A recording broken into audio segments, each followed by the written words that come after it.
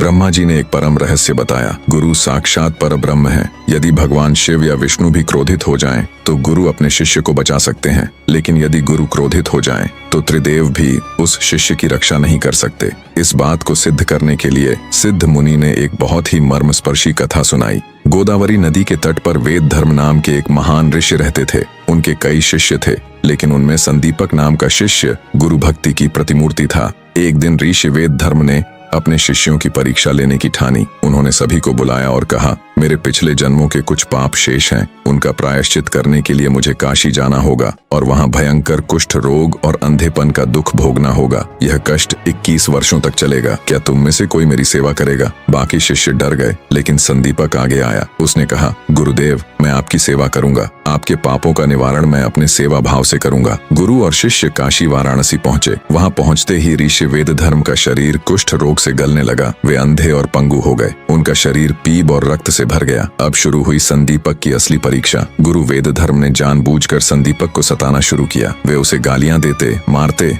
और अपमानित करते। कभी वे कहते, खाना इतना गर्म क्यों है, और थाली फेंक देते। कभी कहते, खाना इतना ठंडा क्यों है, और संदीपक को पीटते। संदीपक भीख मांगकर जो लाता, गुरु उसे नाली में फेंक देते और उसे भूखा रखते। लेकिन संदीपक, उसके चेहरे पर कभी शिकन नहीं आई। वह गुरु के घावों को धोता, उनकी गंदगी साफ करता और उन्हें साक्षात भगवान शिव मानकर पूजता रहा। वह कहता, यह मेरे गुरु का क्रोध नहीं, यह उनकी लीला है। संदीपक की ऐसी असंभव भक्ति देखकर कैलाश पर्वत पर बैठे भगवान शिव का आसन डोल गया। भगवान शिव काशी में प्रकट हुए और संदीपक से बोले, हे वत्स, मैं तुम्हारी गुरु भक्ति से प्रसन्न हूँ, वरदान मांगो। संदीपक ने विनम्रता से कहा, प्रभु, मैं अपने गुरु से पूछे बिना कुछ नहीं मांग सकता। वह गुरु के पास गया, लेकिन वेद धर्म जो परीक्षा ले रहे थे वे चिल्लाए, खबरदार, अगर तुमने मेरे रोग निवारण के लिए प्रार्थना की, मुझे अपने पाप भोगने दो। संदीपक वापस आया और शिवजी से कहा, मुझे कुछ नहीं चाहिए। शिवजी चकित रह गए। इसके बाद भगवान विष्णु प्रकट हुए। उन्होंने भी संदीपक को वरदान देने की बात कही। संदीपक ने हाथ जोड़कर कहा, हे नारायण, अगर आप मुझे कुछ देना ही चाहते हैं तो बस यह वरदान दीजिए कि मेरी गुरु भक्ति कभी कम न हो, मेरे मन में गुरु के प्रति कभी भी बुरे विचार न आए। संदीपक का यह उत्तर सुनकर ऋषि वेद धर्म का कठोर हृदय पिघल गया। अचानक उनका कुष्ठ रोग गायब हो गया। उनका शरीर सोने की तरह दमकने लगा और नेत्रों में दिव्य ज्योति आ गई। वेद धर्म ने संदीपक को गले लगाया और कहा, बेटा,